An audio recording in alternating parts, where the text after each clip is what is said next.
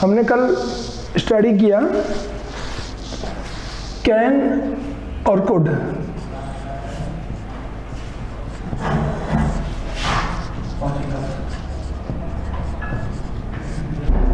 ठीक है, कैन और कुड हमने कल स्टडी किया। आज हम स्टडी करेंगे मे।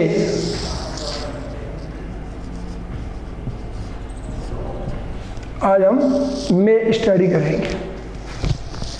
कैन और कुड आई थिंक आपने क्लियर कर लिया होगा, और डीपली ज़्यादा आपको अभी जाने की ज़रूरत नहीं है, बता दूं आपको। और इसका मीनिंग ये नहीं है कि डीपली जाने के लिए सर मना क्यों कर रहे हैं, इसके पीछे कोई बड़ा लॉजिक नहीं है, एकदम सिंपल सा लॉजिक है कि फर्स्ट में आपको इजी वे अगर कवर होता है तो जो ही ऑफलाइन क्लासेस चलेंगी हम एक बार रिपीट करेंगे, उस रिपीट में जितनी आपकी बातें होंगी टोटल उसमें डाल दी जाएंगी। तो आप इस बात को 1% भी माइंड में ना रखें कि इतना शॉर्ट क्यों हो गया, क्योंकि इस ऑनलाइन क्लास में अगर मैं डीप चला जाऊंगा तो ये भगवान की दया से 10 पार्टिसिपेंट्स हैं, ये 10 पार्टिसिपेंट भी गायब हो जाएंगे। तो मुझे डर तो इस बात का लगता है कि धीरे धीरे 10 बच्चे आ गए हैं मेरे पास, बहुत अच्छा है। तो आप लोग अच्छे स्टडी करते चलें। नाउ मे दो बातों के लिए मोस्टली यूज होता है, to take permission and to give permission. लेने और देने की कंडीशन में, परमिशन में मे का यूज होता है। विश और ब्लेस के लिए भी हम मे को यूज करते हैं। ठीक है, तो मे एक तो है परमिशन। परमिशन में आप यहां पे ब्रैकेट में लिख देंगे formal and to take and to give, दोनों को आप याद रख लेंगे और लिखना चाहो तो यू में राइट है क्या, टू टेक एंड गिव, दोनों परमिशन में मे का यूज करते हैं और वो क्या है, फॉर्मल परमिशन होती है। ठीक है, एक तो ये हो गया। सेकंड है इसके अंदर विश और ब्लेस वाली बात। ठीक है,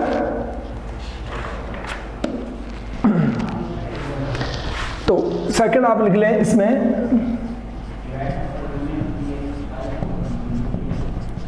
पॉसिबिलिटी। जिस पॉसिबिलिटी में आपको बता दूं मैं,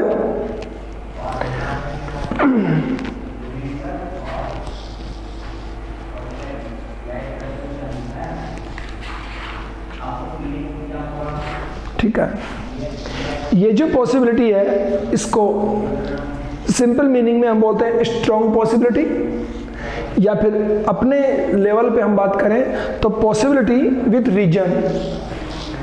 रीजन सहित पॉसिबिलिटी जो होती है वो आती है मे में। आफ्टर देन विश और ब्लेस, विश और ब्लेस मे के अंदर आते हैं। लिख लीजिए इनको एक बार, फिर आगे बात करते हैं।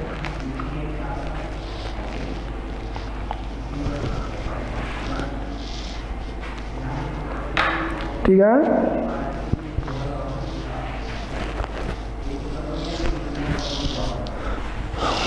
विश और ब्लेस तक लिख दीजिए। ज्यादा वही बात है, जैसे मैं अब इसमें और ज़्यादा कोई कहे कि सर एक पॉइंट तो छूट ही गया, ऐसा कोई बोले तो मैं बोलूँ जैसे इसमें टू शो पापज, उद्देश्य को शो करने के लिए हम मे का यूज करते हैं। तो बता दूं मैं आपको इनडायरेक्ट वर्डों में कि डायरेक्ट वर्ड में टू शो पापज, एक बार लिख देता हूं मैं यहाँ पे, टू शो पापज, उद्देश्य को प्रकट करने के लिए हम ये बोलते हैं टू शो पापज। अब इसको देखो, अब मैं इसको बिल्कुल सिंपलाइज करता हूं। उद्देश्य को प्रकट करने के लिए इसको एक न्यू पॉइंट हम बना सकते हैं, न्यू पॉइंट। लेकिन मैं इसको न्यू पॉइंट ना बना करके इसको मैं मर्ज करता हूँ। किस में मर्ज कर रहे हैं हम? पॉसिबिलिटी में मर्ज कर देते हैं इसको। और उद्देश्य शो करने के लिए हम कोई ना कोई अपना लॉजिक देंगे कि मैं दिन रात मेहनत कर रहा हूं क्योंकि मुझे एक बड़ा आदमी बनना है। कोई बोलता है तो दिन रात मेहनत करने का उसका उद्देश्य क्या है? बड़ा आदमी बनना। ओके, और दिन रात अगर मेहनत करेंगे हम तो किसकी पॉसिबिलिटी है? डेफिनेटली हम अपने गोल को अचीव कर ही लेंगे। दिन रात अगर मेहनत करेंगे तो पॉसिबिलिटी हो गई ना, लॉजिकल पॉसिबिलिटी जिसको बोलते हैं ना। इस पॉसिबिलिटी को हम कह सकते हैं लॉजिकल पॉसिबिलिटी। ठीक है, ध्यान देंगे। लाइट अभी तक नहीं आई है क्या? तो वैसे चल रहा है देख। चलिए, तो पॉसिबिलिटी को हम लॉजिकल पॉसिबिलिटी कहें तो आपका ये पॉइंट भी इसमें मर्ज हो गया। और वैसे ही मैं लॉजिकल पॉसिबिलिटी ही आपको इसमें स्टडी करवा रहा हूँ, क्योंकि जो जनरल पॉसिबिलिटी है वो तो माइट में आएगी। जनरल पॉसिबिलिटी तो माइट में आएगी।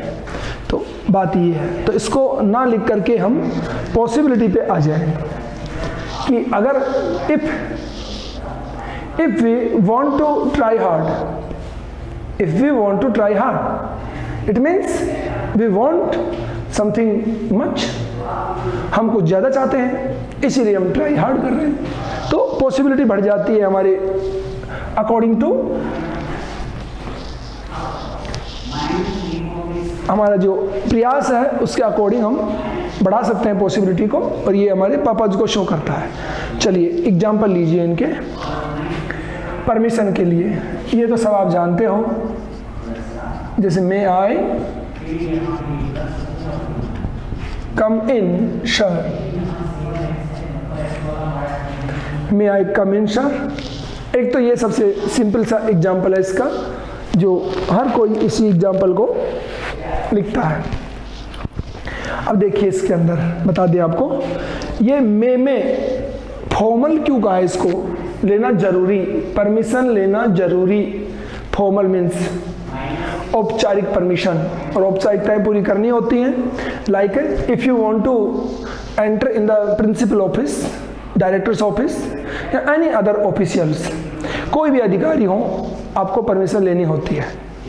अब आप ऑफिस में नहीं है, बाहर हैं कहीं पे, तो आप लोग बोल सकते हैं परमिशन की जरूरत क्या है, पर फिर भी देखो लेनी पड़ती है, ऐसा बोल सकते हैं। But when we face the situation, जो ही हम उस चीज़ के सामने जाते हैं तो ऑटोमेटिक हम परमिशन लेने पे एग्री हो जाते हैं। तो ये ज़रूरी परमिशन है ये, क्योंकि इस परमिशन को ना लेने से अगर हम एंट्री करते हैं तो हमें पनिश भी होना पड़ सकता है, और बाय द वे हमें कोई ना कोई जुर्माना भी भरना पड़ सकता है।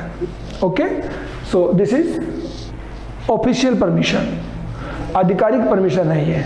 ओके, ऐसे ही अगर कोई बड़ा व्यक्ति हम लोगों को परमिट करेगा, बड़ा व्यक्ति कोई हमें परमिट करेगा तो मेक का यूज करेगा।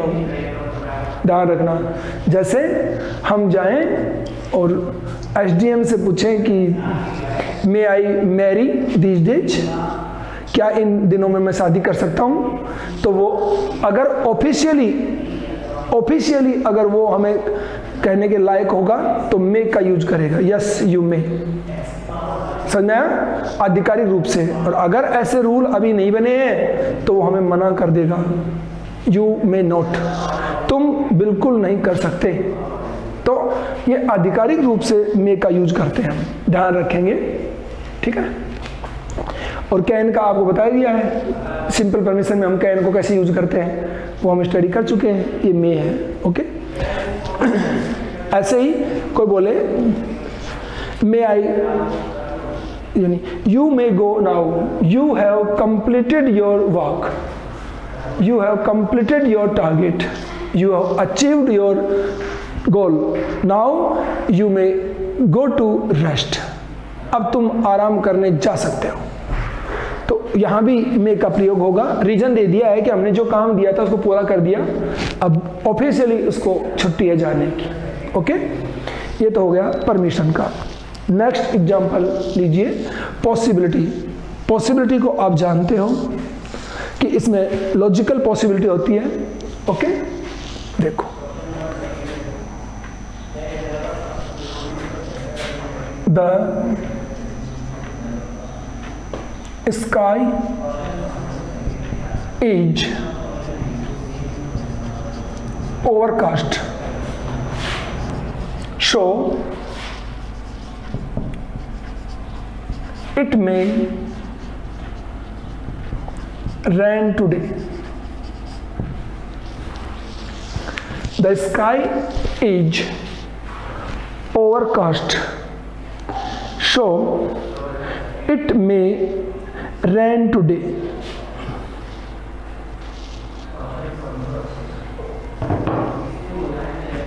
क्लियर? आसमान बादलों से घिरा हुआ है, इसलिए आज बारिश हो सकती है। और आज हम सभी लोग देख रहे हैं कि ओवरकास्ट है, तो घर से निकलने से पहले हम 10 बार सोचेंगे कि कहीं चलें कि नहीं चलें, कहीं जोर की बारिश आ गई तो ये मेक का यूज होता है इसके अंदर, ओवरकास्ट में। बता दिया आपको। दूसरा है नेगेटिव मीनिंग में भी इसको यूज करते हैं, नेगेटिव मीनिंग में भी इसको यूज करते हैं, मे नॉट। ठीक है, जैसे लास्ट बस जा चुकी है तो अब किसी के आने की पॉसिबिलिटी ना के बराबर हो गई है, तो ऐसे में नेगेटिव में भी इनके यूज करते हैं। सेंस को देखेंगे और चलेंगे। ये हो गया पॉसिबिलिटी, लॉजिकल पॉसिबिलिटी। दूसरी बात बताऊँ आपको, सपोज दैट कोई हैंडीकैप्ड है कोई, और वो कहे कि I want to join army. Suppose that physically हमें कोई दिख रहा है कि भाई इसको प्रॉब्लम है फिजिकल में, और फिर वो व्यक्ति हमें बोलता है कि I want to join army. Okay, तो हम उसको आंसर देंगे तो क्या कहेंगे, you may not join army. तुम आर्मी ज्वाइन नहीं कर सकते, मीन्स तुम्हारे आर्मी ज्वाइन करने की पॉसिबिलिटी ना के बराबर है, because of your physical condition. Logic, तर्क देंगे हम, तो मे में तर्क संगत पॉसिबिलिटी होती है। नेक्स्ट आता है अपना विश और ब्लेस। विश और ब्लेस ये आप जानते ही हो, डेली यूज करते हो। विश और ब्लेस का एग्जांपल मैं यहां दे रहा हूं। ठीक है, may God bless you with all the pleasures. May God bless you with all the pleasures. लिख दीजिए इसको।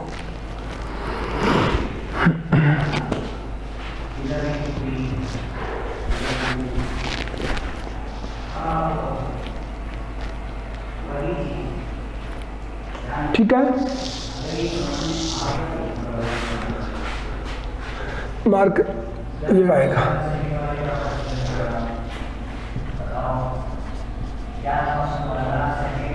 मे ही रिटर्न होम सेफ। मे ही रिटर्न होम सेफ। मेरी दुआ है कि वो सुरक्षित घर लौट आए।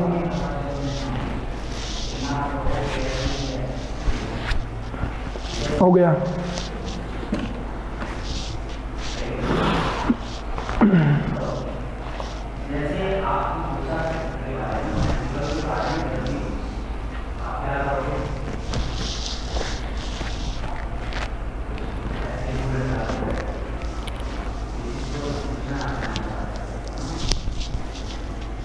हो गया, यहां तक लिख चुके हो कंप्लीट। मे आई स्वैप? आधिकारिक रूप से पूछ रहा हूं, फिर भी किसी की मुंडी हिली नहीं है। मैं कह रहा हूं मे आई स्वैप और आप लोग मस्त बैठे हैं। अरे मॉडल पढ़ रहे हैं हम, मॉडल मीन्स एक वर्ड और भी है, मॉडल मीन्स एक वर्ड और भी है, ध्यान देंगे यहाँ पे। बता दूं, मुझे वो टेक्निकल सर कह रहे थे कि आप मजे लेते हो क्लास में, तो बोले रिकॉर्डिंग चल रही है फिर भी आप मजे लेते हो, तो वो भी मेरे प्रॉब्लम क्रिएट होती है इस बात की।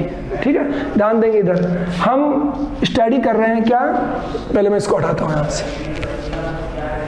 बताना जरूरी है, अदरवाइज तो दुनिया चल रही है ऐसे ही तो बिना ज्ञान के। तो देखिए हम स्टडी कर रहे हैं क्या, models, okay, and you all are models also. मैं ये कहूं, we are studying models now and you all are models also. क्या फर्क है देख सकते हो, दिख रहा है डिफरेंस, देखिए है ना।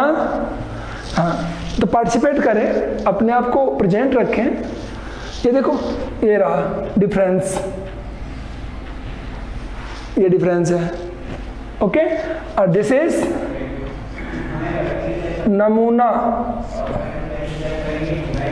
दिस इज नमूना, ओके, एंड दैट मनोभाव।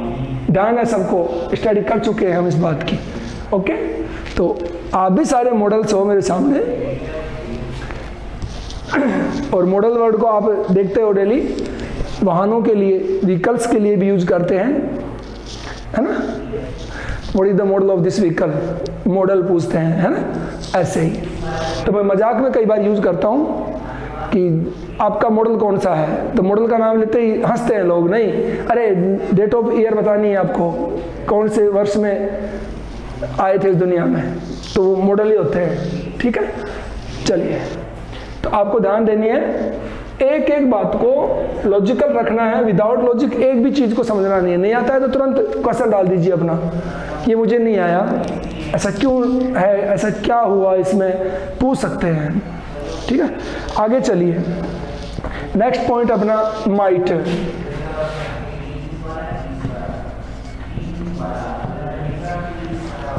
माइट, ठीक है, माइट में सबसे पहला जो पॉइंट हम लेंगे वो लेंगे पॉसिबिलिटी।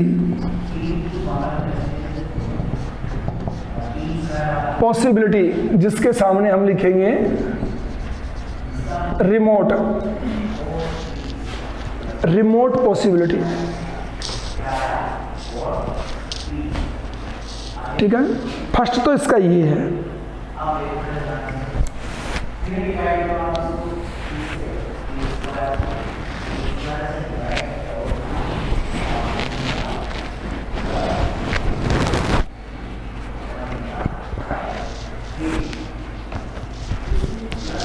एक इसमें और है, बता दूं मैं आपको, to take permission, to take permission in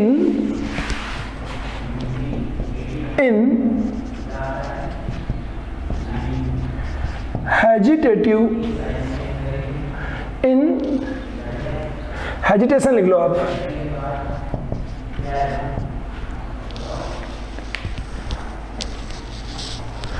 या to take permission in hesitative manner, जिसको हम बोले हिचकिचाते हुए अनुमति लेना, हिचकिचाते हुए अनुमति लेना, to take permission in hesitation.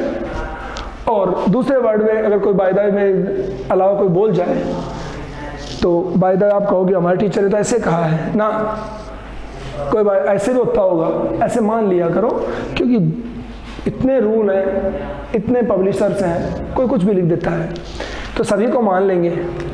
To take permission in hesitation, to take permission in question manner, to take permission in question manner, यानी प्रश्न करने के तरीके से अनुमति लेना, यानी प्रश्नात्मक अनुमति लेना। जैसे हम परमिशन भी मांग रहे हैं और साथ में हम क्वेश्चन भी कर रहे हो, क्वेश्चन भी कर रहे हो, जैसे क्या मैं आपका ये पेन ले लूं, और वहीं कोई रुक जाते हैं, हम हाथ नहीं लगाएंगे, क्वेश्चन करेंगे और परमिशन भी मांग रहे हैं। ये नहीं है कि उठा लिया और फिर कह रहे हैं कि क्या मैं काम में ले लूं, नहीं तो अपना कैन में चला जाएगा, है ना। ध्यान देंगे स्लाइटली, बहुत कम डिफरेंस है इनके अंदर।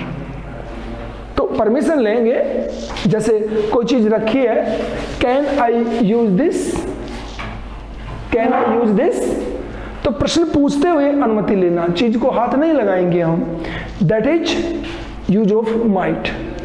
क्वेश्चनिंग पोजीशन में हम किसी से परमिशन लें, या हिचकिचाते हुए किसी से पूछें। कोई पूछता है तू पूछना, ना मैं नहीं पूछूंगा, तुम पूछो, तुम जाएं साथ हम 2-3 और आगे करें दूसरे को धक्के मार मार के, तुम पूछो तुम पूछो। तो permission in hesitation mood, clear हो गया।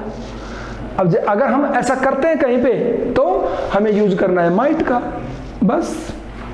तो अपने मूड को समझना है कि मैं किस मूड से काम कर रहा हूं, उसी मॉडल को यूज कर लें। आगे चलते हैं।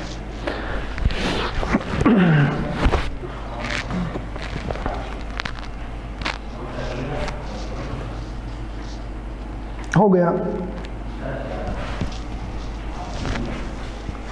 अब इनके एग्जाम्पल ले लीजिए, ज़्यादा डीप नहीं जाऊंगा इसमें, मैं इतना ही करेंगे। दोनों के आप एग्जाम्पल ले लीजिए, ठीक है। इसका एग्जाम्पल तो सभी को आता है, बहुत सालों से पढ़ते आ रहे हैं। The sky is clear, the sky is clear, so it might rain today.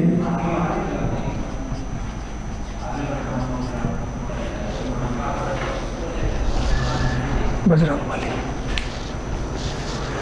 The sky is clear, so it might rain today.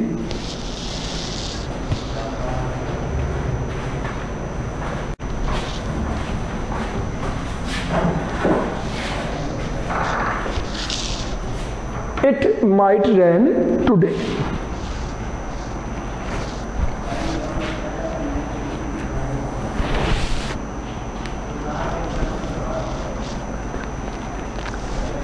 ठीक है। दूसरा देखिए, might I spend some time here, might I spend some time here,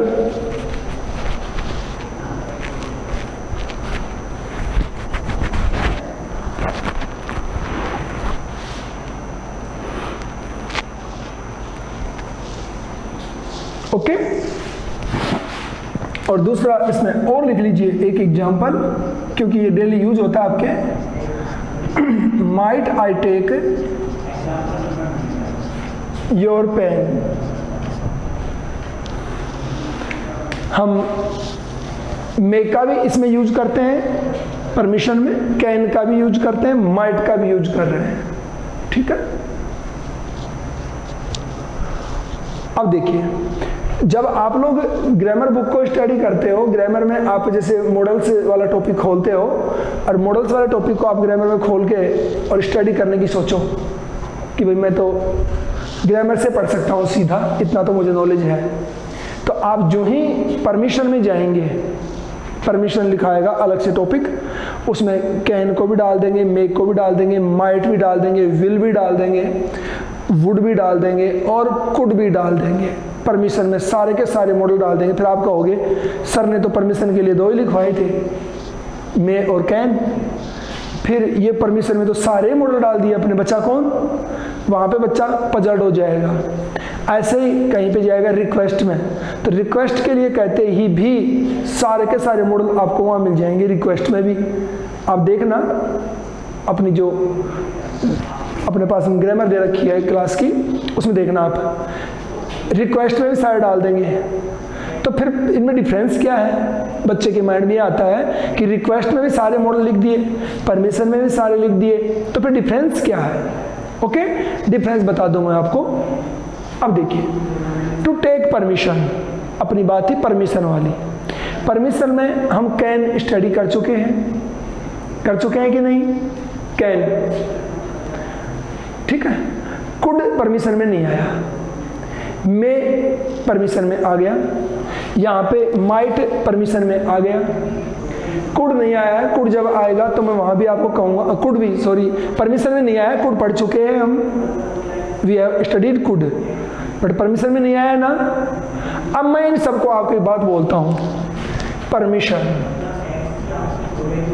ध्यान देंगे, यानी ये आपके mathematical equations है, वही 2 and 2 makes 4, 2 और 2 4 होते हैं, तो यहाँ भी 2 और 2 4 होते हैं, यहाँ पे 4.5 नहीं होते हैं। इंग्लिश में भी सेम मेथड है, घबराने की जरूरत नहीं है, बस आपको तो सीखना होता है। देखो परमिशन, क्या परमिशन अगर आप देखें सॉरी, तो परमिशन एक रिक्वेस्ट नहीं है क्या? आप ये चीज सोच के देखो, परमिशन एक रिक्वेस्ट नहीं है क्या? सोचे, बोलो है कि नहीं? हम कोई चीज की परमिशन लेते हैं तो वो एक रिक्वेस्ट ही तो है, बस वर्ड चेंज हो गया कि रिक्वेस्ट में हम कुड का प्रयोग कर सकते हैं, रिक्वेस्ट में हम वुड का प्रयोग कर सकते हैं, रिक्वेस्ट में हम विल का प्रयोग कर सकते हैं। तो परमिशन में कुड, वुड, विल सारे आ सकते हैं। क्यों? क्योंकि परमिशन में तो रिक्वेस्ट ही होती है। बोला है कि नहीं? इतना सा फर्क है। यहाँ पे हम जाके पजल हो जाते हैं कि परमिशन में सारे मॉडल काम ले लिए सर ने, तो फिर डिफरेंस कहाँ किया? और वैसे अलग अलग पढ़ाते हैं, एग्जाम्पल में जाते हैं सारे एक हो जाते हैं, तो मैं तो वुड लगाऊंगा। बोल, आपको सिचुएशन बता चुका हूँ, वुड कहाँ लगाओगे, कैन कहाँ लगाओगे। तो सेंटेंस में जितने वर्ड्स हैं ना, उन वर्ड्स को आपको, पूरे वर्ड्स को आपको आइडेंटिफाई करना है। और मॉडल्स का सबसे बड़ा लॉजिक है, you should take the complete meaning of the sentence.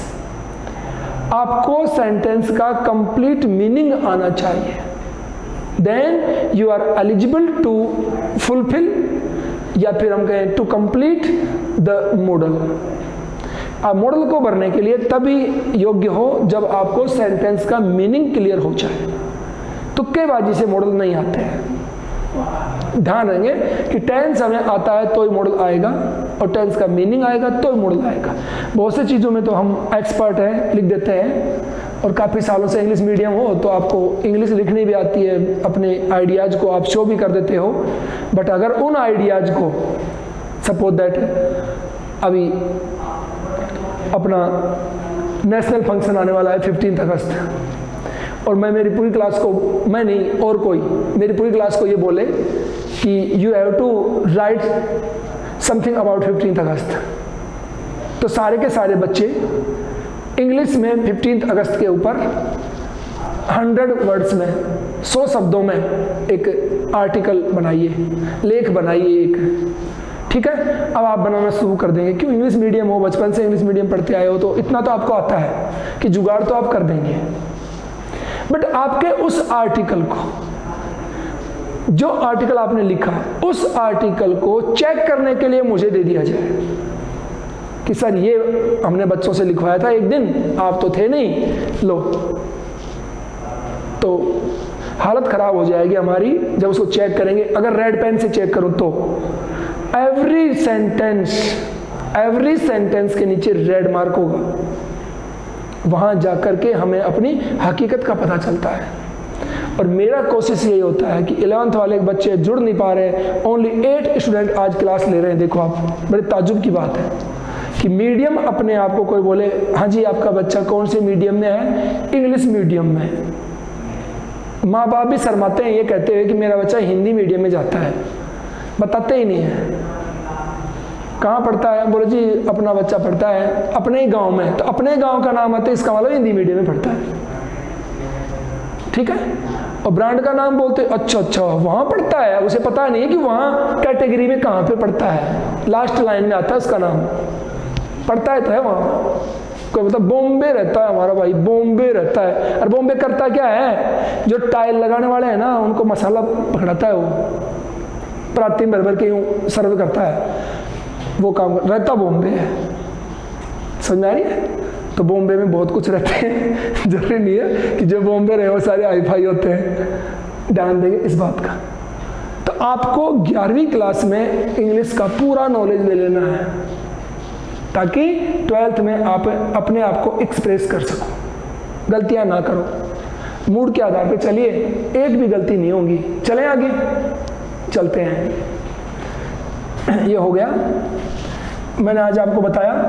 आज की क्लास इतनी ही करूँगा मैं, क्योंकि हमने बातें ज़्यादा कर ली, पर फिर भी स्टूडेंट्स की संख्या बहुत कम होती है, तो मुझे बड़ा ताज्जुब है इस बात से। कल बात करेंगे।